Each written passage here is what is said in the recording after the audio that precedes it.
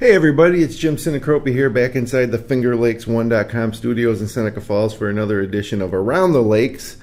And everybody here in Seneca Falls certainly can appreciate the benefits that we've enjoyed of being associated as the inspiration for It's a Wonderful Life, the Frank Capra holiday classic movie. And of course, many people here in Seneca Falls have met or got the opportunity to talk with Karolyn Grimes, the actress that played Zuzu in the film. And she's always here for the Wonderful Life Festival in December, but she's actually in town this weekend for the filming of a special that's going to air on Edge TV, or not Edge TV, we'll get to that later, but a special about the movie. And she's here with Kevin Stillmock, who's producing that episode, and they're both here in studio. So first of all, let's welcome Karolyn back to Seneca Falls. Welcome back. Well, thank you very much. I'm always glad to come back. I feel like I'm coming back home. And good to be here in the summer, too. Well, it is. It's beautiful. The green leaves. I never get to see green. I see bare leaves, bare trees. This is always so beautiful. And this year it seems to be exceptionally lush. It's gorgeous. Yeah, we've had a really nice run of weather. And now it's going to get hot this weekend, I suppose, which is perfect, Kevin, for filming a holiday TV show, right? Yeah, we love summer weather when we're trying to recreate the Christmas season. But I guess it's very much like it was when they actually filmed It's a Wonderful Life all those years ago. So that's true. I guess it's a good omen. Yeah, and Karolyn, it was actually 72 years ago today that the iconic final scene of the movie was shot. That's right. And you'll be appearing at the Wonderful Life Museum through Saturday, June 30th from 10 to 5. And it's probably hard to believe how much time has passed. Oh, it really is. I mean, it just seems like yesterday. But at the same time, it just continues to grow and be more popular, and people accept it as part of their Christmas every year, and it's just part of a tradition.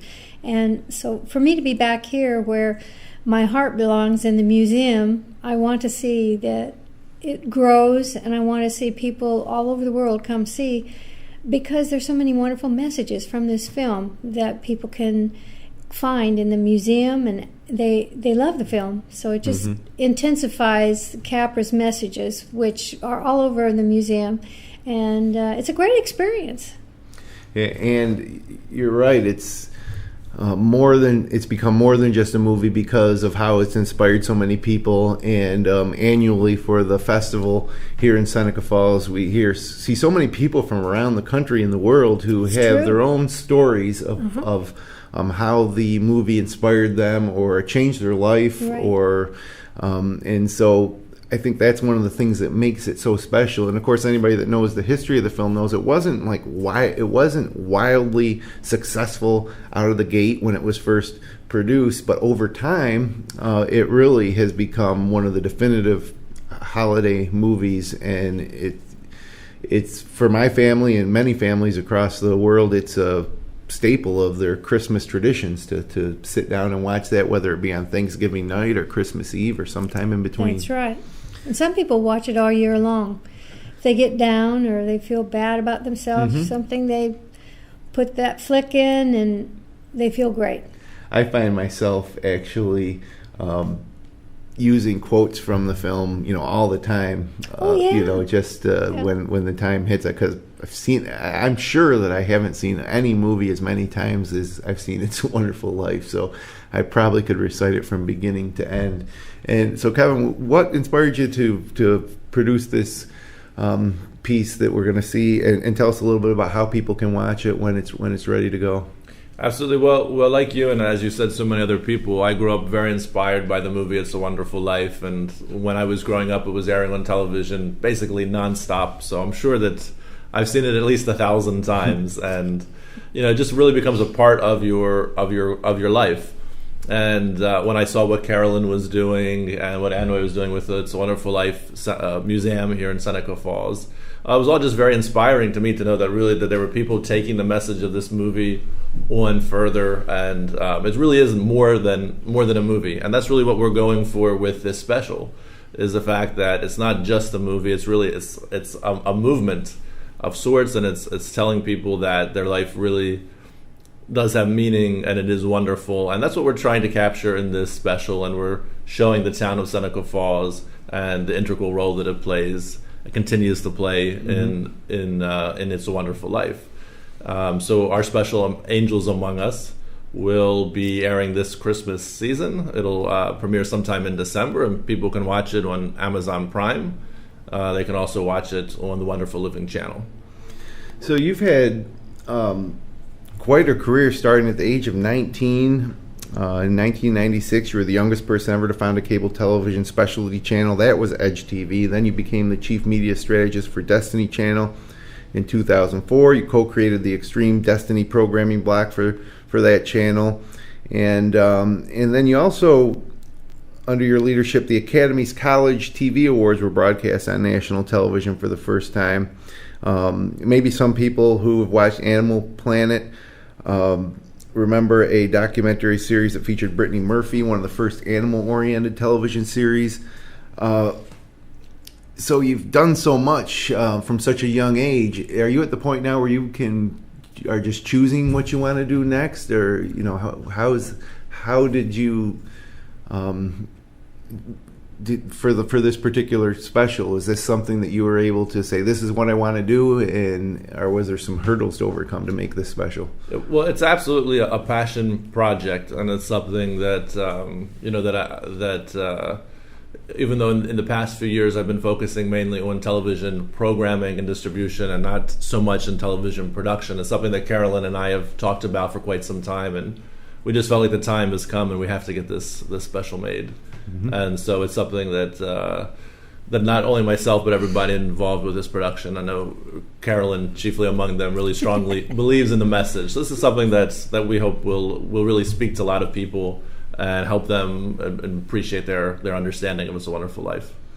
So I know we've talked about it before, but are you ever just still a little amazed at the staying power of this movie and how it's I don't want to call it a resurgence because it's been very popular for decades now, but it just... Well, you can say it's growth. Yes, growth. That's a good way to put it. Because it is all over the United States, but also now it's reaching the very far corners of the world. I get emails from all over the world from people who have just discovered the film, and they're so impressed and they're so excited about this movie. And that's just really wonderful, because the messages that come across are that each one of us touches each other's lives, and it's really fun.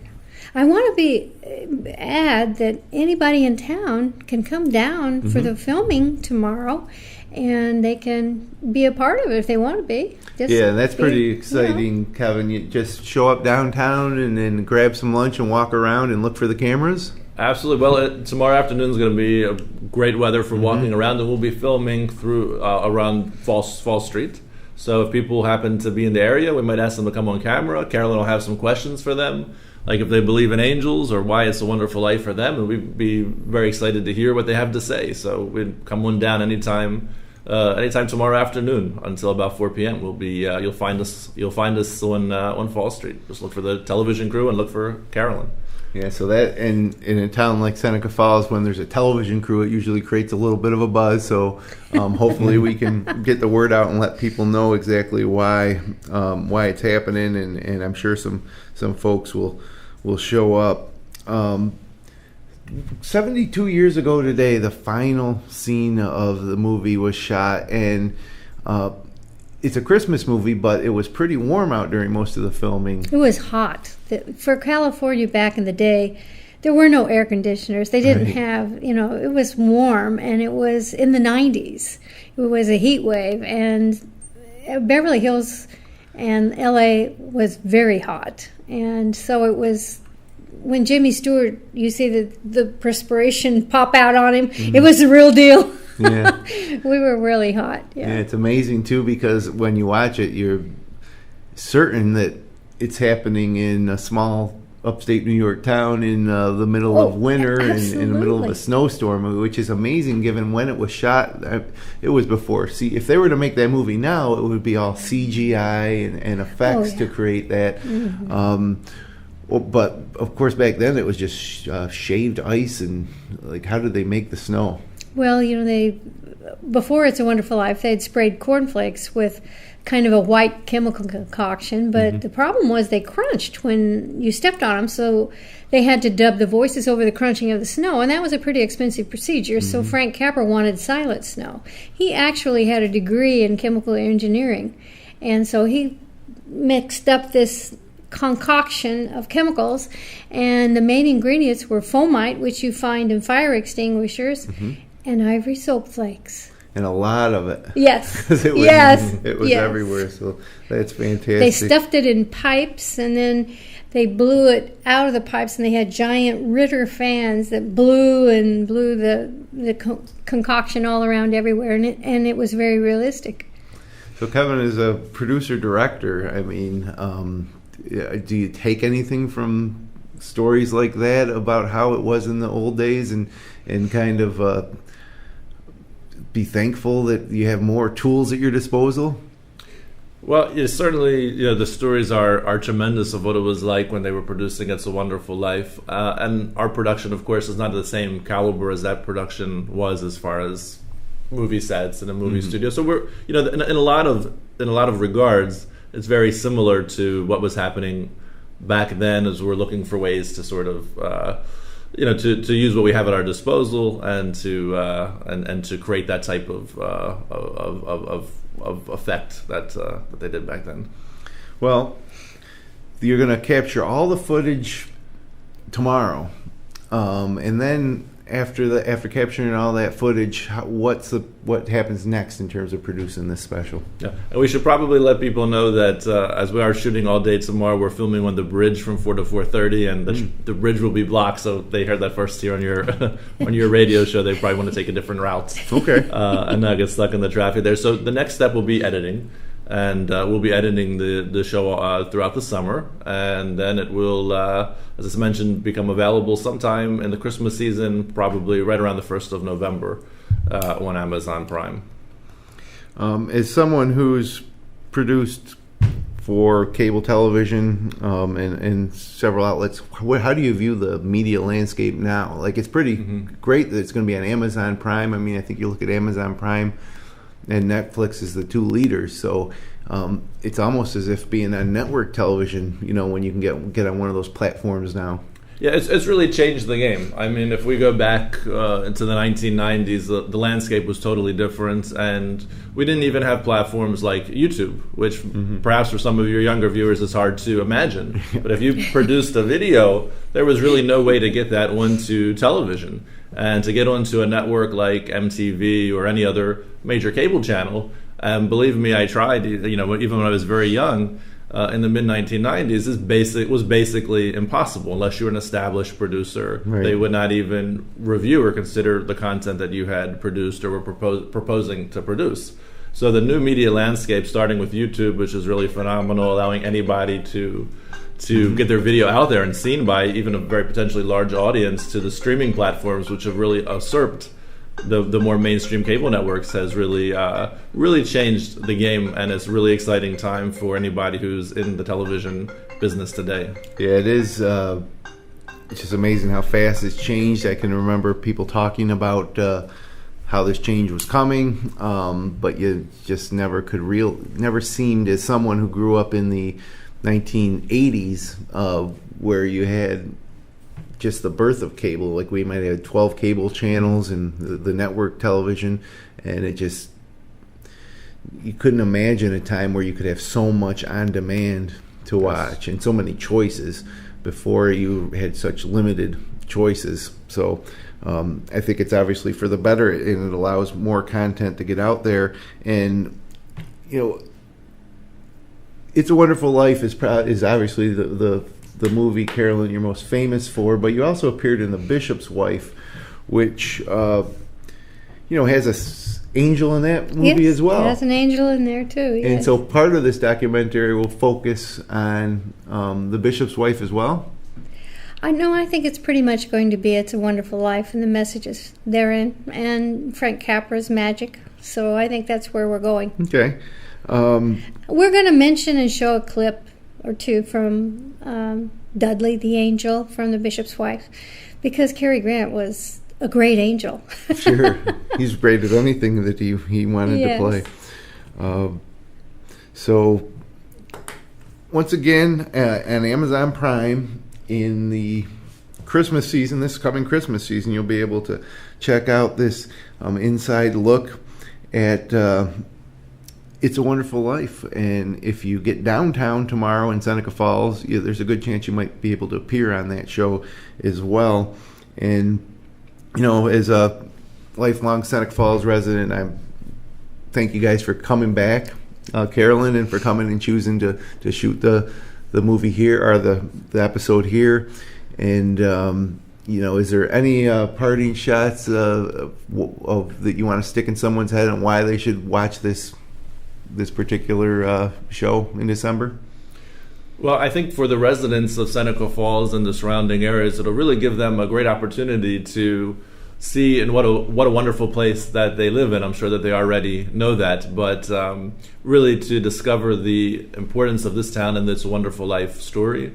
And just to kind of see what's happening in town and at the museum that's related to It's a Wonderful Life. So hopefully they'll check that out, and we hope that they'll come down tomorrow afternoon as well. Yeah, I think it's like most small towns, a lot of the residents get wound up in the minutiae or the small town politics of things, and it's great. I always like to hear people who come and visit have such kind things to say about Seneca Falls. Yes. And as a recurring visitor to Seneca Falls, Karolyn, it's always great to have you back. And I think it reinforces our tie to the movie to see how fond you are of Seneca Falls. So we appreciate seeing you back in town, and we'll see you again soon too, in a few months. Yeah, I'm going to be here, and I feel like that.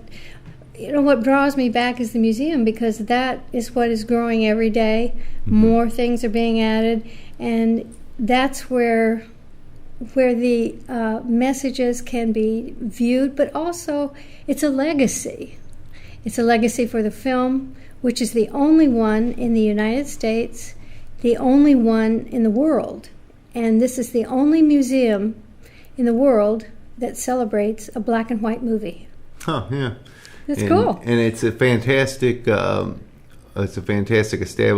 Anwi Law, who's off camera now, does a great job, and it has grown, and it's a lot. If you're a fan of the movie, I mean, you have to come see it, because there's so much Absolutely. there, so much memorabilia and just unique exhibits surrounding the movie. So we want you to come for the festival in December, but any time throughout the year you can come. You can. It's pretty busy during the festival, so you can have a little more room to move around in there if you come anytime throughout the year. So it's always there. Thanks for stopping in, guys. Kevin, good luck with the shooting tomorrow, and thank you for having us. And in the future. And we appreciate you both coming by the studio. So once again, you're going to want to stop downtown Seneca Falls tomorrow if you want to be a chance to perhaps be interviewed and to appear in the special on the Wonderful Living channel. We'll include people on the street interviews, and so it could be you. So stop downtown and then look for the debut in December. And once again, thanks to Karolyn and Kevin. I'm Jim Sinacropi, and have a great weekend here in the Finger Lakes.